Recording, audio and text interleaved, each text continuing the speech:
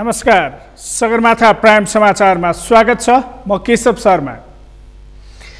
नमस्कार, म प्रसन्न ढुङ्गाना। सगरमाथा प्राइम समाचार सुरु गरौँ अहिलेसम्मका प्रमुख समाचारबाट। आज नयाँ वर्ष 2078 को पहिलो दिन शुभकामना आदान प्रदान गरिँदै विगतका कमी कमजोरी सच्याएर सृजनात्मक वर्ष बनाउने सर्वसाधारणको अठोट। महामारीका बीच सरकारले असाधारण काम गरेको प्रधानमन्त्री ओलीको दावी। शहीदको सपना साकार पार्न प्रतिबद्ध रहेको जिकिर। देशमा व्यवस्था परिवर्तन भए पनि राजनैतिक दलका नेतृत्वको सोच परिवर्तन नभएको नेताहरूको आरोप। नेतृत्वको कार्यशैली सुधार गर्न खबरदारी आवश्यक। वर्ष 2077 मा देशमा अपराधका घटना झन बढे। आपराधिक क्रियाकलापमा सहभागी नेपालीको संख्या पनि बढ्यो। र एएफसी कप 2021 अन्तर्गत प्लेअफको दोस्रो चरणमा आज नेपालको त्रिभुवन आर्मी र भारतको बेङ्गलुरु बीच प्रतिस्पर्धा हुँदै।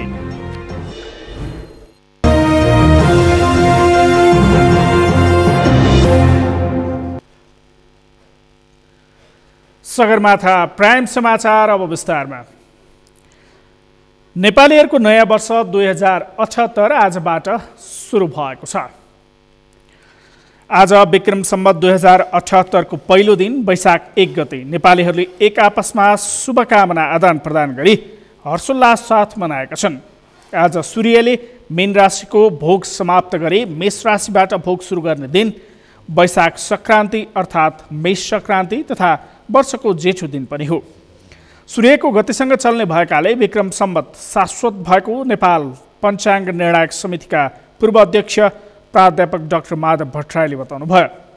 सूर्य मेष राशिमा प्रवेश गर्दा सुरु भएर मीन राशि छोड्दा यो सम्वतको पुरानो वर्ष सकिएर नयाँ वर्ष सुरु हुने भएकाले वैज्ञानिक रहेको विद्वानहरूको भनाइ छ।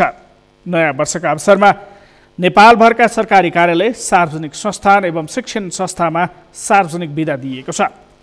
यसैबीच नयाँ वर्षको अवसरमा राष्ट्रपति विद्यादेवी भण्डारी, उपराष्ट्रपति नन्दबहादुर पुन, प्रधानमन्त्री केपी शर्मा ओली, नेपाली कांग्रेसका सभापति शेरबहादुर देउबा लगायत दलका नेताहरूले सम्पूर्ण नेपालीहरूमा शुभकामना व्यक्त गर्नुभएको छ।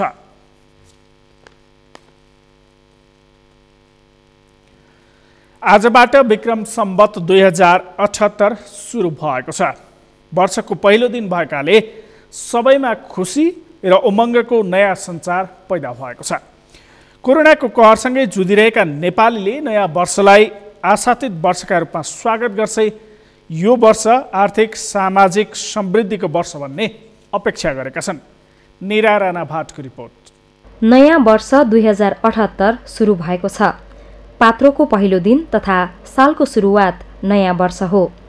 लहरा तथा रुख बिरुवामा देखिने नयाँ पालुवा एवं फूलहरूको सुगन्धयुक्त सिरसिरे हावा, कोइलीको कुहु कुहु र विभिन्न चराहरूको चिरबिरसँगै वसन्त ऋतुका मनोरम दिनको आगमन हुन्छ।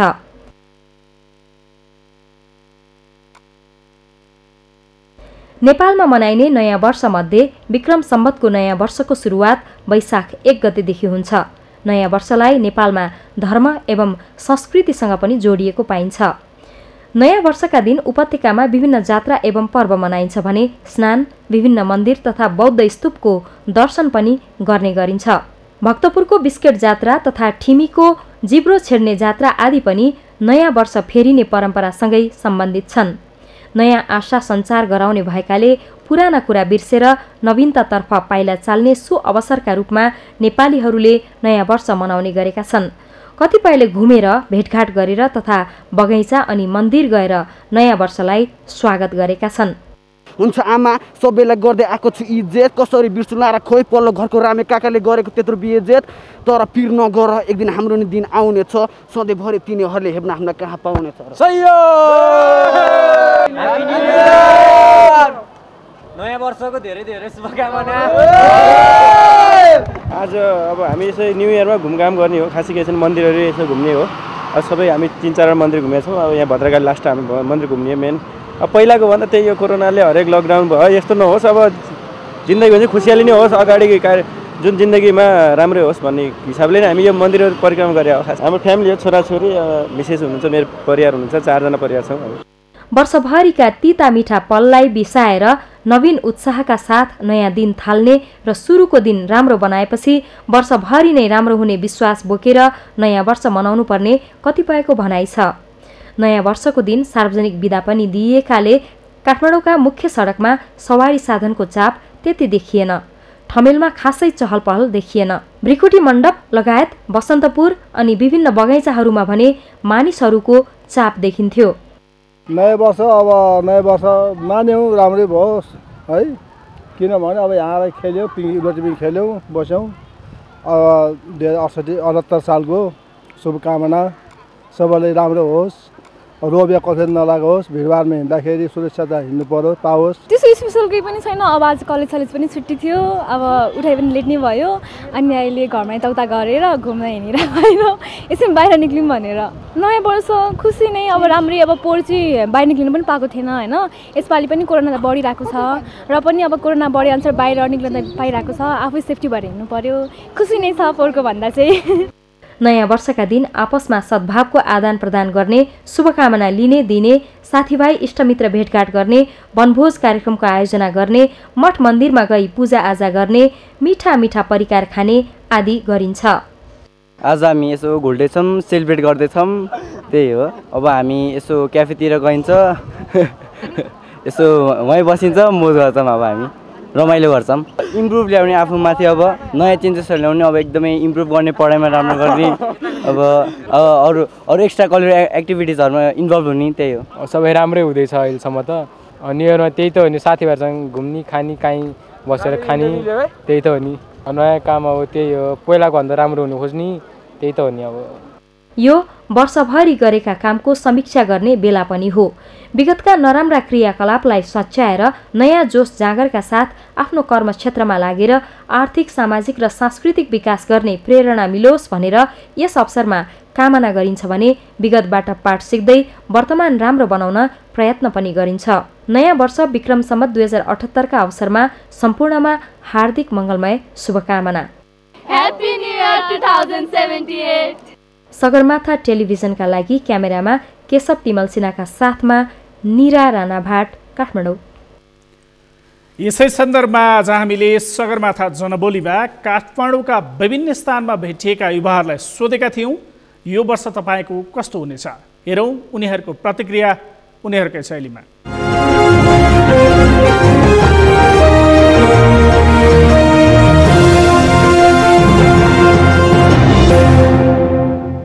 नयाँ वर्ष अब नयाँ वर्ष मान्यौँ राम्रै भओस् है, किनभने अब यहाँ खेल्यौँ, रोटी खेल्यौँ, बस्यौँ।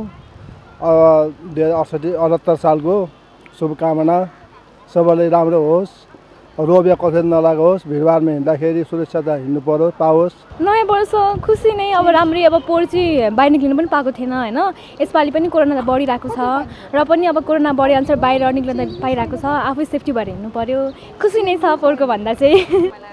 नयाँ वर्ष चाहिँ अब हामीले 2077 सालमा जे गऱ्यौँ, अब त्यो दुःखहरू सबै भुलाएर 78 सालमा चाहिँ अब नयाँ ऊर्जाको साथ अघि बढ्ने सोच छ।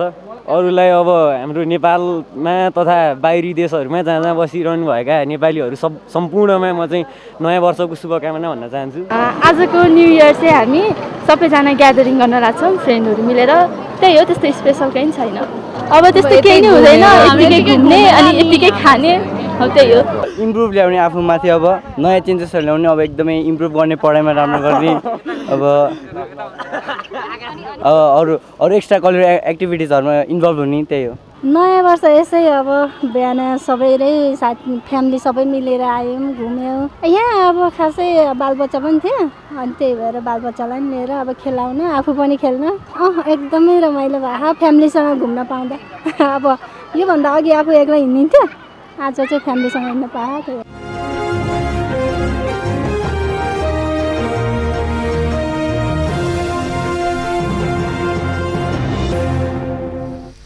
नयाँ वर्ष 2078 आजबाट सुरु भएको छ।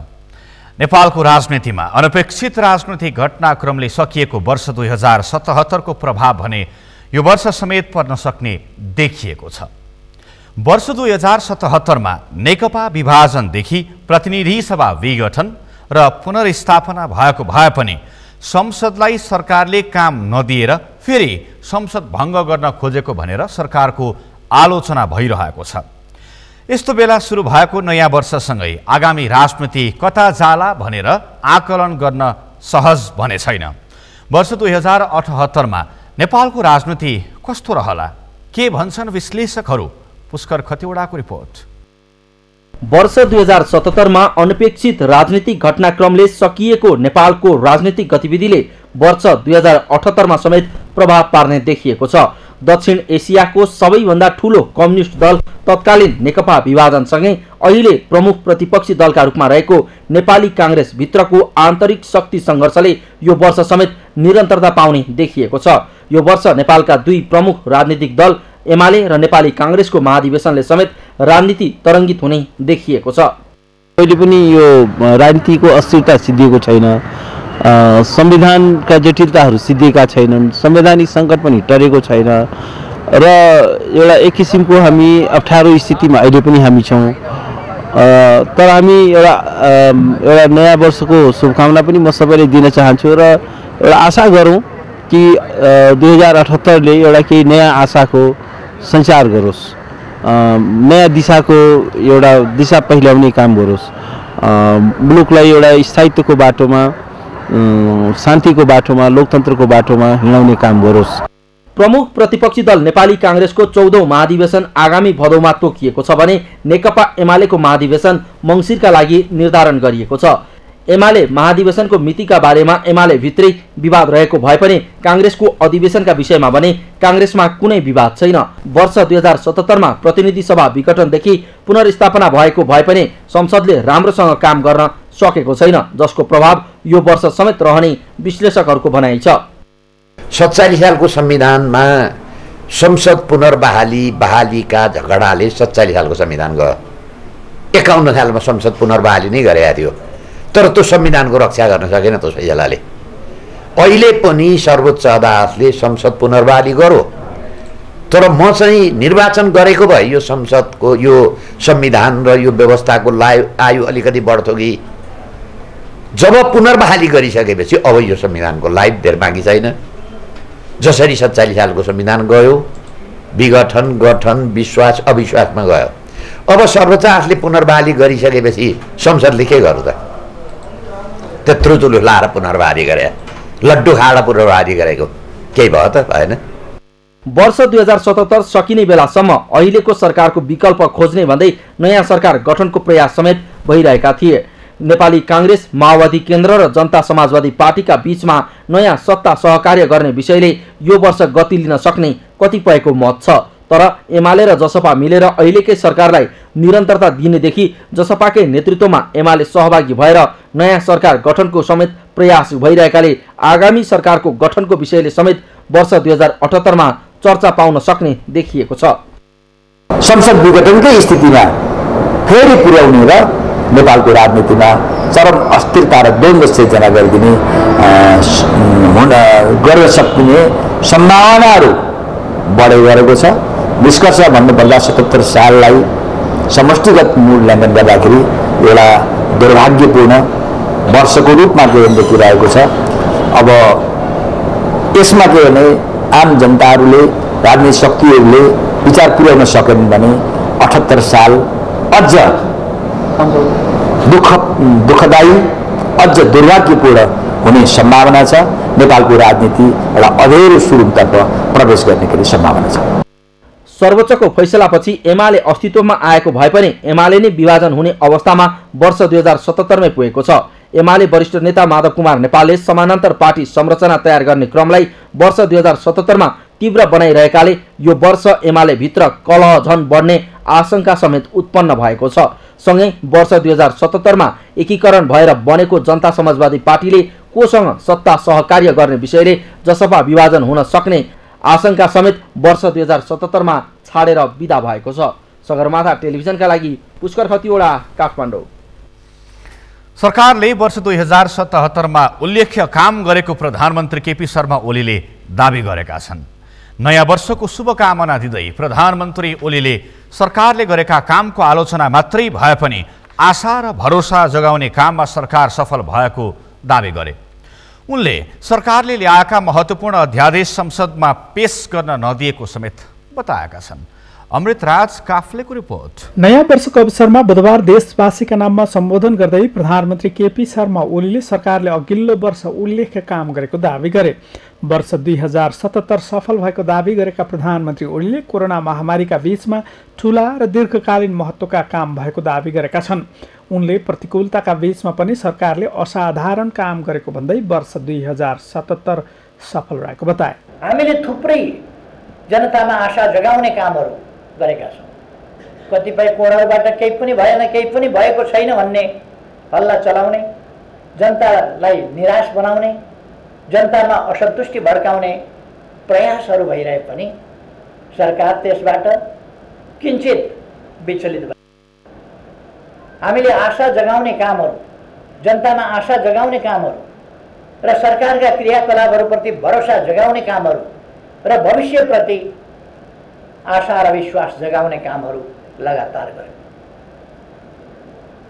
हामीले बाटाहरूको सन्दर्भमा भन्ने हो भने थुप्रै बाटाहरू दिनमा 5.5 किलोमिटर भन्दा बढी बाटो, प्रतिदिन 5.5 किलोमिटर बाटो बनेको छ यस बीचमा।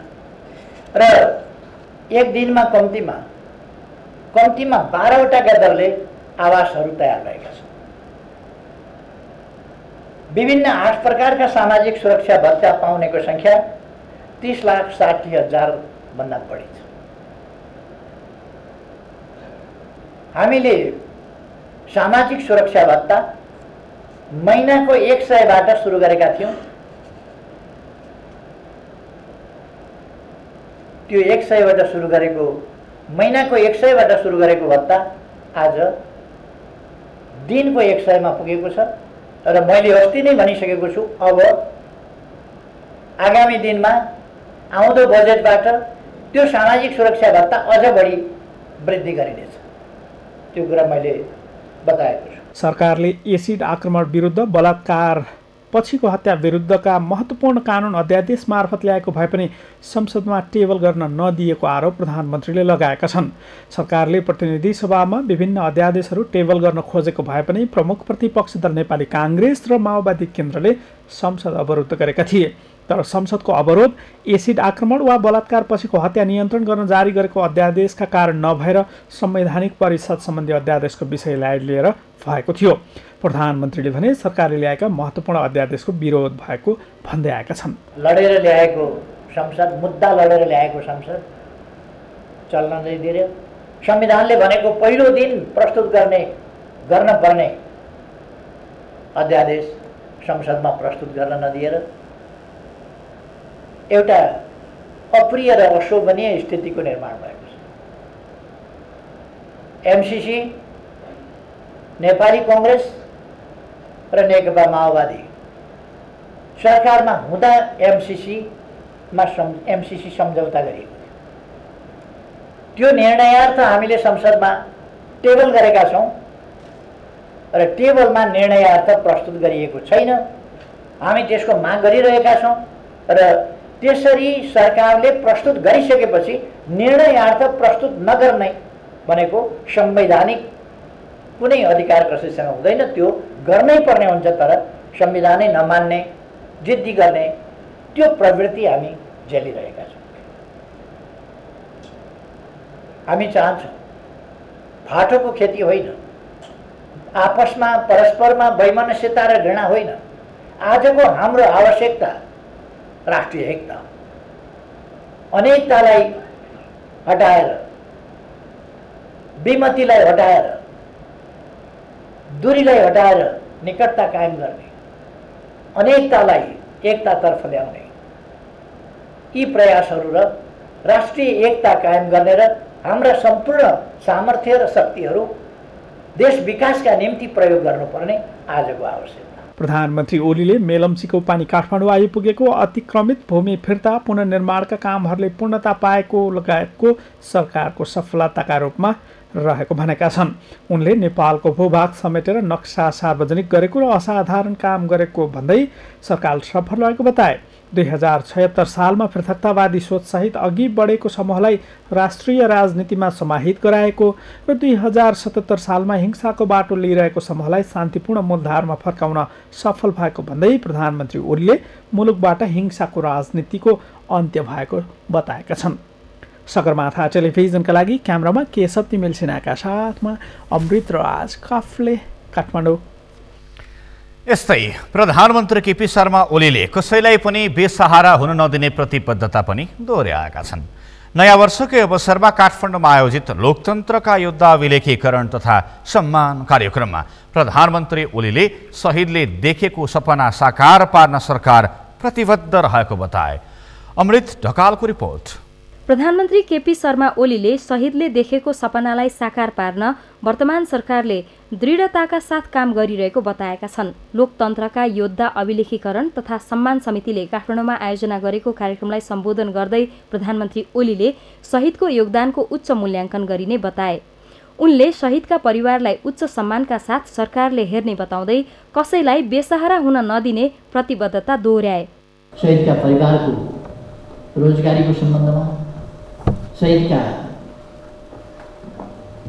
ससाना बालबालिकाहरू छन् भने तिनको शिक्षा दीक्षाको सम्बन्धमा र शहीद नभएका तर घाइते भएका अस्वस्थताबाट पीडितहरूका जीविकाका समस्याहरू छन् भने अथवा केही काम गर्न त सक्ने तर अनुकूलको काम प्राप्त नभएको त्यस्तो अवस्था छ भने त्यस्ता स्थितिमा पनि कसरी त्यसको सम्बोधन गर्न सकिन्छ, सरकारले त्यस दिशातर्फ पनि सम्बोधन गर्छ। प्रधानमन्त्री ओलीले परिवर्तन नबुझेका मानिसले प्रतिगमनको हल्ला फैलाएको टिप्पणी गर्दै केही मानिसको महत्वाकांक्षा पूरा नहुँदा प्रतिगमन नहुने दावी गरे। उनले अहिलेको संविधानमा लेखिएका र दिएका अधिकार जनताबाट खोसियो भने मात्रै प्रतिगमन हुने तर्क गरे। परिवर्तनै बुझाएर हुन्छ क्या? परिवर्तन र उपलब्धिहरू हामीले जे प्राप्त गरेका छौँ ती प्राप्त गरेका उपलब्धिहरू गुमे भने हामीले सङ्घीय लोकतान्त्रिक गणतन्त्रात्मक व्यवस्था प्रणाली स्थापना गरेका छौँ त्यो गुमे भने त्यो व्यवस्थालाई सङ्गठित र सञ्चालन गर्ने। प्रधानमन्त्री ओलीले काठमाडौँमा रहेको केन्द्रीय कारागारलाई एउटा राजनीतिक आन्दोलन इतिहासको सङ्ग्रहालयको रूपमा विकास गर्न सकिने बताए। उनले विभिन्न राजनीतिक योद्धा केन्द्रीय कारागारमा रहेको र यसको भिन्नै महत्त्व रहेकाले सरकारले यसलाई सङ्ग्रहालयको रूपमा विकास गर्न लागेको जानकारी दिए। केन्द्रीय कारागारलाई काठमाडौँको त्रिपुरेश्वर स्थित केन्द्रीय कारागारलाई एउटा राजनीतिक आन्दोलनको इतिहासको सङ्ग्रहालयको रूपमा विकास गर्ने भनेको छ। सायद मगेको खोटी वाला कृष्णलाल सिंह थुनिएका थिए, कमसेकम सुखराज शास्त्री तो त्यहीँ थुनिया थिए। 1993 में गिरफ्तार गरेर 97 में गोली हानेर मारिएका, फाँसी चढाइएका सुखराज शास्त्री त्यही सन्दर्भ जेलमा थुनिएका थिए। कार्यक्रममा सहभागी परराष्ट्र मन्त्री प्रदीप गेवालीले वर्तमान सरकारले शहीद र नेपालको प्रजातान्त्रिक आन्दोलनमा योगदान दिने सम्पूर्ण योद्धालाई सम्मान गर्ने बताए। मन्त्री गेवालीले सशस्त्र आन्दोलन तथा शान्तिपूर्ण आन्दोलनको जगमा उभिएकै कारण आजको परिवर्तन सम्भव भएको बताए। मधेसमा साथीहरूले आन्दोलन गर्नुभयो, शान्तिपूर्ण आन्दोलन भए, सशस्त्र सङ्घर्षहरू भए, यी सबै आन्दोलनको कुल जगमा उभिएर आज परिवर्तन सम्भव भएको छ। शहीदका बलिदानहरू खेर गएका छैनन्, तपाईहरुको पसिना खेर गएको छैन, तपाईहरुको ऊर्जा खेर गएको छैन। त्यही परिवर्तनले नै आज मुलुकमा यो स्थिति निर्माण भएको हो। तर कहिलेकाहीँ कार्यक्रममा देशको राजनीतिक परिवर्तनमा योगदान पुर्याउने व्यक्ति तथा शहीदका परिवारलाई सम्मान गरिएको थियो। सगरमाथा टेलिभिजनका लागि क्यामेरामा प्रताप लामाका साथमा अमृत ढकालको रिपोर्ट। सगरमाथा प्राइम समाचारमा पालो भएको छ विश्रामपछि। देशमा व्यवस्था परिवर्तन भए पनि राजनैतिक दलका नेतृत्वको सोच परिवर्तन नभएको नेताहरूको आरोप। नेतृत्वको कार्यशैली सुधार गर्न खबरदारी आवश्यक। वर्ष 2077 देशमा अपराधका घटना झन बढे, आपराधिक क्रियाकलापमा सहभागी नेपालीको संख्या पनि बढ्यो। र प्युठानमा स्वर्गद्वारी दर्शनमा गएको जीप दुर्घटना, 5 जनाको मृत्यु, 11 घाइते।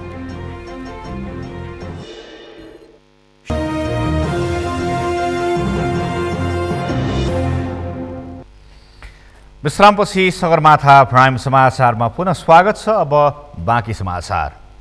नेताहरूले व्यवस्था परिवर्तन भए पनि राजनीतिक नेतृत्वहरूमा निरङ्कुश व्यवस्थाको चिन्तन, प्रवृत्ति, संस्कार र संस्कृतिहरू कायमै रहेको गुनासो गरेका छन्। आज काठमाडौँमा आयोजित कार्यक्रममा सहभागी विभिन्न दलका नेताले अब राजनीतिक नेतृत्वको निरङ्कुश व्यवस्थाको चिन्तन विरुद्ध लड्न पर्ने अवस्था आएको बताए। एक रिपोर्ट। विभिन्न दलका नेताहरूले देशमा व्यवस्था परिवर्तन भए पनि राजनीतिक नेतृत्वको सोचले सकारात्मक परिवर्तन हुन नसकेको बताएका छन्। अखिल छैटौँले आज आयोजना गरेको कार्यक्रममा ऊर्जा जलस्रोत तथा सिंचाई मन्त्री टोबबहादुर रायमाझीले देशमा व्यवस्था परिवर्तन भए अनुसार राजनीतिक नेतृत्वको चिन्तन, कार्यशैली र संस्कार परिवर्तन हुन नसकेको टिप्पणी गरे। मन्त्री रायमाझीले व्यवस्था परिवर्तन भए पनि राजनीतिक नेतृत्वहरूमा निरङ्कुश व्यवस्थाको चिन्तन, प्रवृत्ति, संस्कार र संस्कृतिहरू कायमै रहेको बताए। उनले परिवर्तित समाजमा मार्क्सवाद, लेनिनवाद र माओवादका दर्शन विचारहरू महत्त्वपूर्ण भए पनि आर्थिक, राजनैतिक, सामाजिक, संसार, विज्ञान र प्रविधिको विकास भएको आधारमा विचारलाई परिवर्तन गर्न नसक्दा रूपान्तरण हुन गाह्रो हुने बताए। जो राजनीति नेतृत्वमा सबैमा भन्दिन, मूल नेतृत्वहरूमा वास्तवमा भन्नुहुन्छ भने जुन व्यवस्थामा परिवर्तन गरे अनुसारको चिन्तनमा परिवर्तन, कार्यशैलीमा परिवर्तन, संस्कार र संस्कृतिमा परिवर्तन अझै भइरहेको छ। सामन्ती निरङ्कुश व्यवस्थाका चिन्तन, प्रवृत्तिहरू, संस्कार, संस्कृतिहरू सबै हाम नेताहरूमा, हामीमा पनि कम बेसी त्यो छ। त्यसको विरुद्धमा हामी अझै लड्न पर्ने आवश्यकता छ। नेपाल कम्युनिस्ट पार्टी माओवादी केन्द्रका नेता देव गुरुङले सामन्तवाद र वैदेशिक उपनिवेशलाई विस्थापन नगरिकन समाजवादी क्रान्ति सम्भव नभएको बताए। अहिले समाजवादको राजनैतिक प्रवृत्ति विस्थापन भएको तर आर्थिक, सामाजिक र सांस्कृतिक जराहरू विस्थापन नभएको बताए। संसद विघटनदेखि अदालतबाट दल विभाजन गर्ने काम बाह्य शक्ति केन्द्रहरूबाट भएको पनि बताए। पहिलो कुरा चाहिँ सामन्तवादलाई पूर्णतः विस्थापन हुन जरुरी छ। दोस्रो कुरा चाहिँ वैदेशिक उपनिवेशलाई विस्थापन गर्न जरुरी छ। दुईटा पक्षलाई विस्थापन नगरिकन समाजवादी क्रान्ति सम्भव हुँदैन। त्यसकारणले गर्दाखेरि यतिखेर चाहिँ तपाईँको सामन्तवादको राजनीतिक प्रवृत्ति मात्र विस्थापन भएको छ, आर्थिक, सामाजिक, सांस्कृतिक जराहरू विस्थापन भएको छैन। वैदेशिक उपनिवेश पहिलो गुणाले बढेर गएको छ। 50 को दशकदेखि अहिलेसम्मको 30 को दशकसम्म 3 दशकको यात्रा हेर्ने हो भने तपाईँको नेपालको अवस्था भनेको चाहिँ तपाईँको हरेक कुराको डिक्टेसन चाहिँ, चाहे संविधान निर्माणको कुरा होस्, चाहे कानुन निर्माणको कुरा, सरकार गठन विघटनको कुरा होस्, सबै कुराको डिक्टेसन बाह्य शक्ति केन्द्रहरूबाट भइरहेको चाहिँ छ। त्यसको अगाडि चाहिँ सम्पूर्ण अनुसरण गर्ने, आत्मसमर्पण गर्ने राष्ट्रिय आत्मसम्वाद हाबी भएको चाहिँ छ अहिले चाहिँ। राष्ट्रिय जनमोर्चाका अध्यक्ष चित्रबहादुर केसीले नेपालको राष्ट्रियता, सार्वभौमिकता र अखण्डता धरापमा परेको टिप्पणी गरे।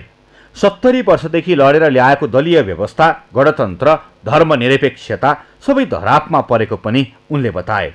यसलाई संस्थागत गर्न चुनौती रहेको पनि उनको भनाइ छ।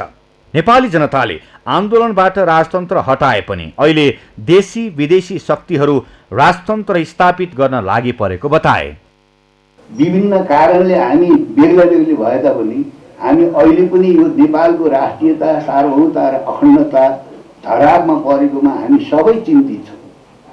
हाम्रो आफ्नो व्याख्या होला, आफ्नो कुरा होला, तर सबै के कुरामा हामी सहमत छौँ भने 70 वर्षदेखि लडेर हामीले ल्याएको त चाहिँ यो दलीय व्यवस्था समेत धरापमा पर्न लाग्यो र तपाईँ चाहिँ गणतन्त्र समेत धरापमा पर्न लाग्यो, धर्मनिरपेक्षता समेत धरापमा पर्नु भयो। हामीले हेर्दा हेर्दै, हामीले कुराकानी गर्दा गर्दै त्यसो हुनाले अब धेरैको भनाइ के हो भन्दाखेरि तपाईँले अब केही गर्नु पर्दैन। बहुदलीय व्यवस्था पनि आइहाल्यो, गणतन्त्रले आइहाल्यो, धर्मनिरपेक्षता आइहाल्यो, अब धेरै कुरा भइसक्यो भन्ने कुरा छ। संस्थागत भएको छैन। युरोप, बेलायत, अमेरिका, भारतले त चाहिँ गणतन्त्र संस्थागत गर्नु पर्यो भनेर यस्तो भाषण गर्ने ज्ञान चलन अब छैन।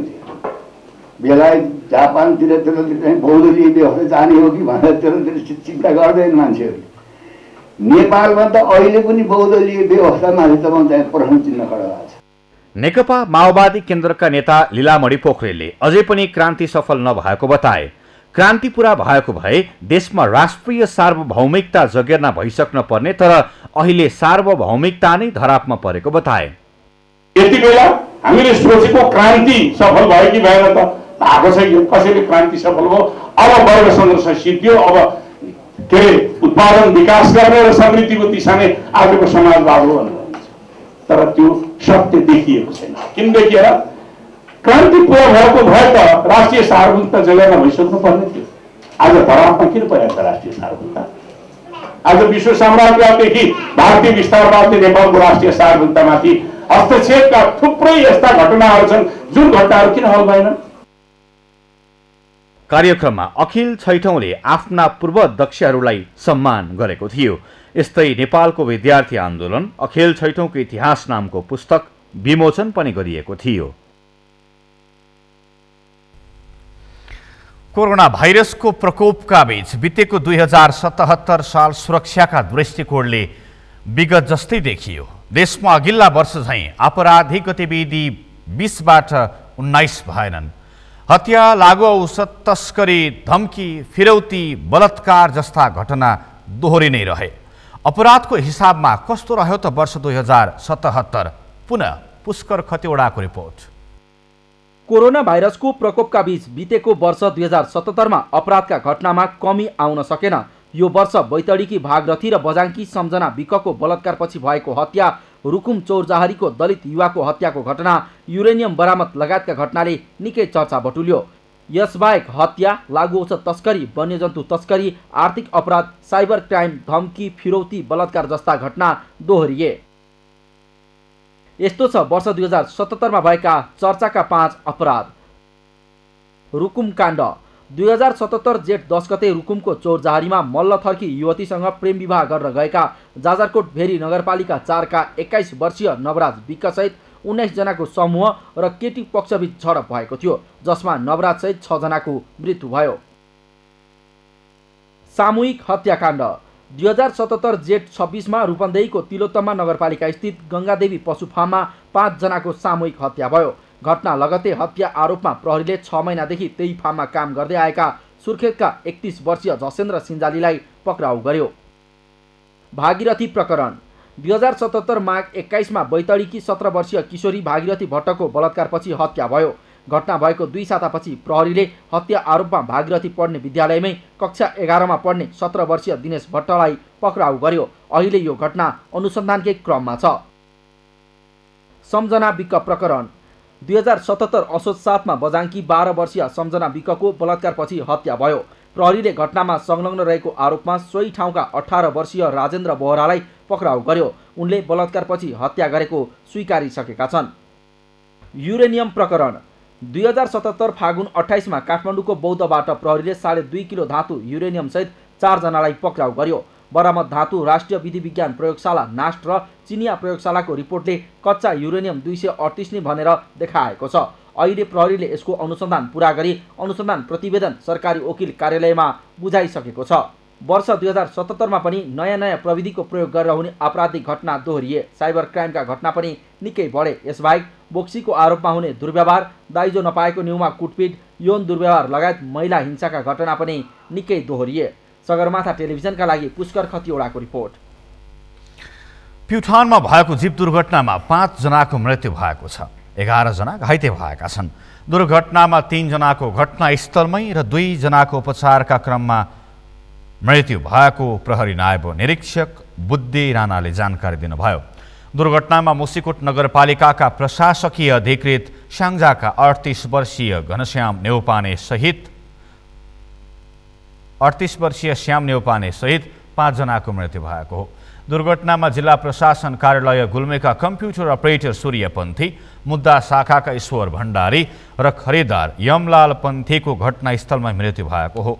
गुल्मीबाट नयाँ वर्ष मनाउन धार्मिक तीर्थस्थल स्वर्गद्वारी जाने क्रममा प्युठानको स्वर्गद्वारी नगरपालिका 3 रुमालेमा लु 1 ज 1655 नम्बरको जीप दुर्घटनामा परेको हो। जीपमा 16 जना सवार रहेको प्रहरीले जनाएको छ। कोरोना कहरमा संक्रमण कम गर्न तथा संक्रमितको उपचारमा खटेका स्वास्थ्यकर्मी लगायतका सम्मानमा कविहरूले कविता वाचन गरेका छन्। आफ्ना रचना मार्फत कविहरूले संक्रमण न्यूनीकरणमा भूमिका खेलेकाहरूको मुक्त कण्ठले प्रशंसा गरेका छन्। एक रिपोर्ट। मेरो कविताको शीर्षक छ महानतालाई अभिवादन। आदेश र परमादेशले होइन, सविवेकले आफ्ना व्यथाहरूलाई आफै पिएर ओठभरि मुस्कान छर्दै पीडाहरूमा मलम बन्यो।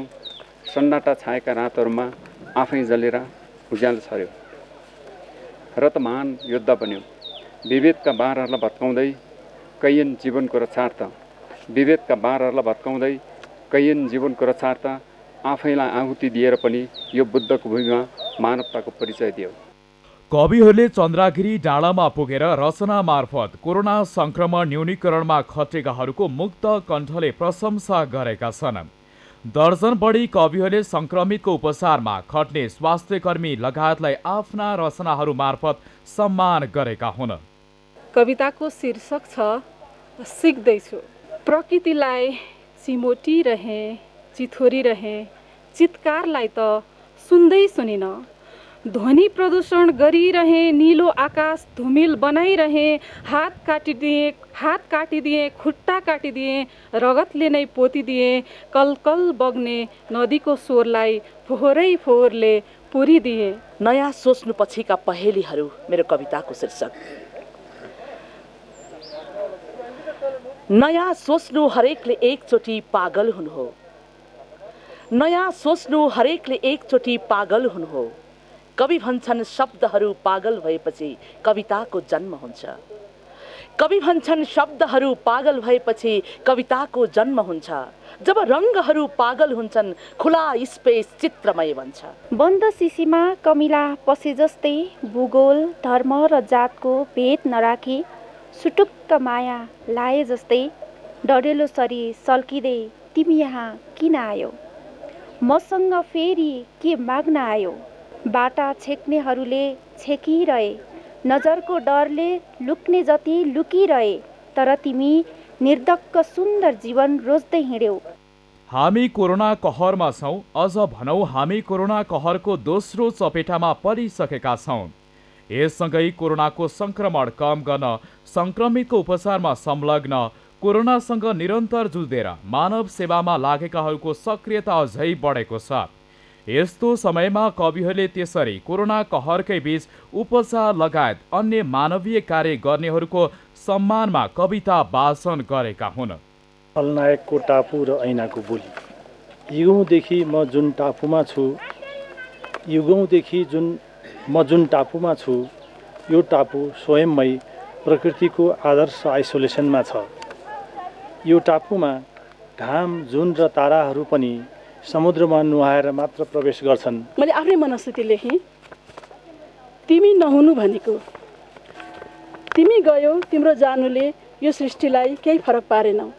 घाम उसै गरी लागिरह्यो, हावा उसै गरी बहिरह्यो, आकाशमा जुन तारा उसै गरी चम्किरहे, फुलहरू फुलि नै रहे, ऋतुहरू फेरि नै रहे। तिमी जान्नुको शोक कसैले मनाएन। शीर्षक छ उज्यालो यात्रा। उज्यालो यात्रा।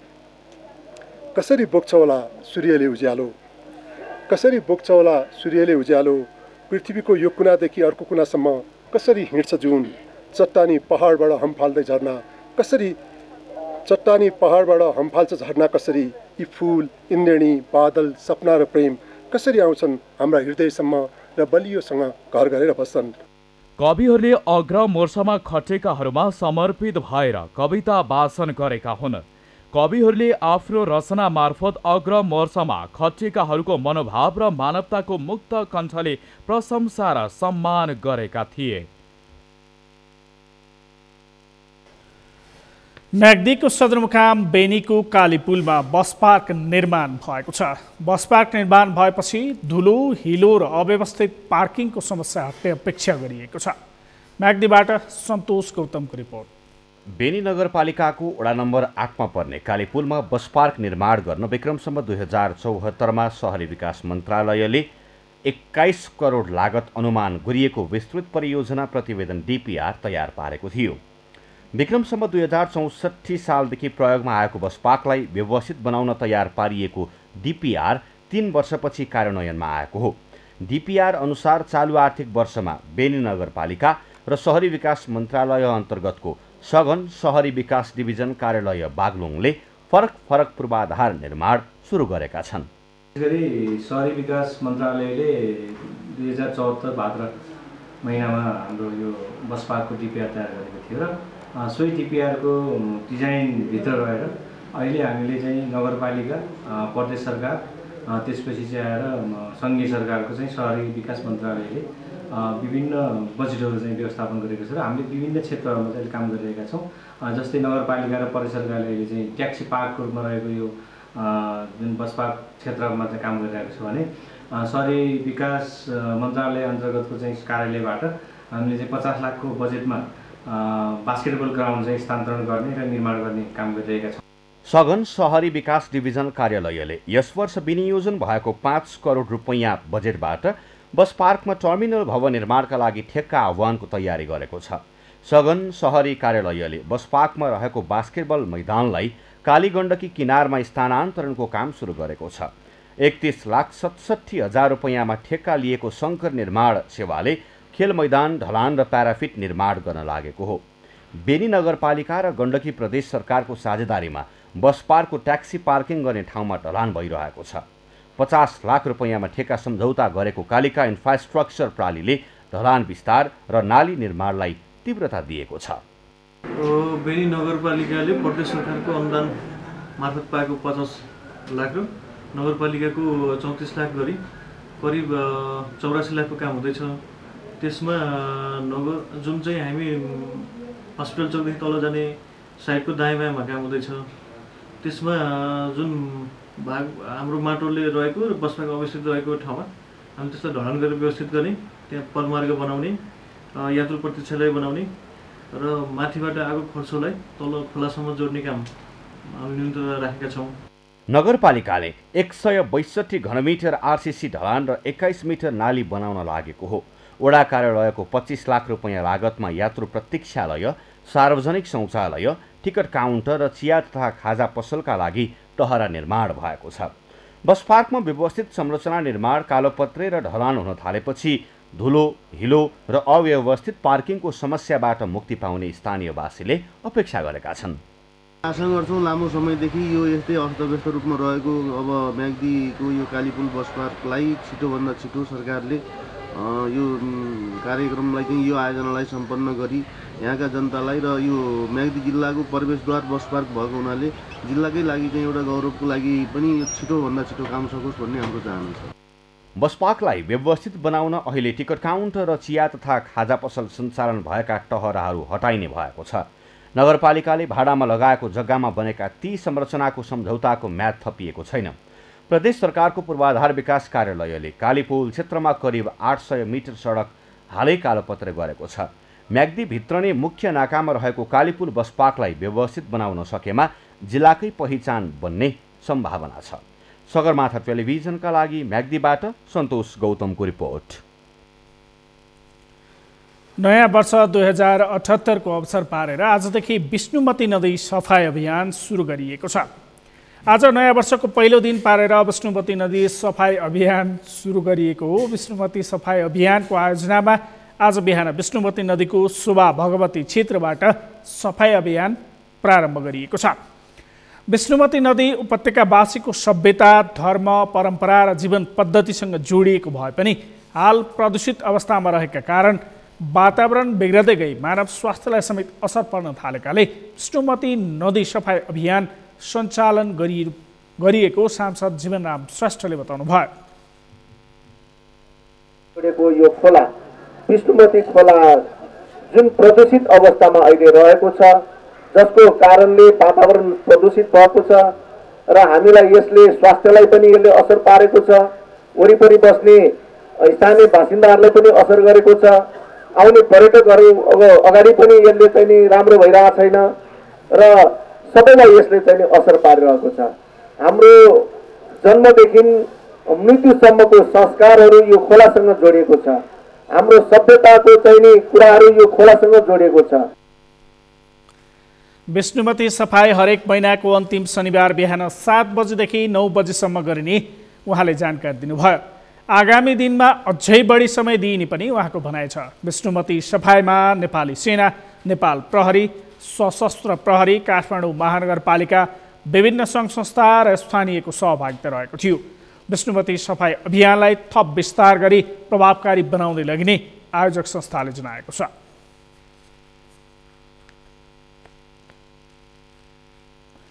सगरमाथा प्राइम समाचारमा पालो भएको छ विश्रामको। विश्रामपछि भारतमा कोरोना संक्रमण दर तीव्र, पछिल्लो 24 घण्टामा थपिए 1,85,248 संक्रमित, 1,026 जनाको मृत्यु। र एएफसी कप 2021 अन्तर्गत प्लेअफको दोस्रो चरणमा आज नेपालको त्रिभुवन आर्मी र भारतको बेङ्गलुरु बीच प्रतिस्पर्धा हुँदै।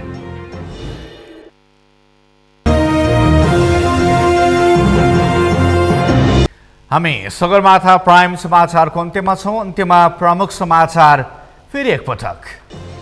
आज नयाँ वर्ष 2078 को पहिलो दिन शुभकामना आदान प्रदान गरिँदै विगतका कमी कमजोरी सच्याएर सृजनात्मक वर्ष बनाउने सर्वसाधारणको अठोट। महामारीका बीच सरकारले असाधारण काम गरेको प्रधानमन्त्री ओलीको दावी, शहीदको सपना साकार पार्न प्रतिबद्ध रहेको जिकिर।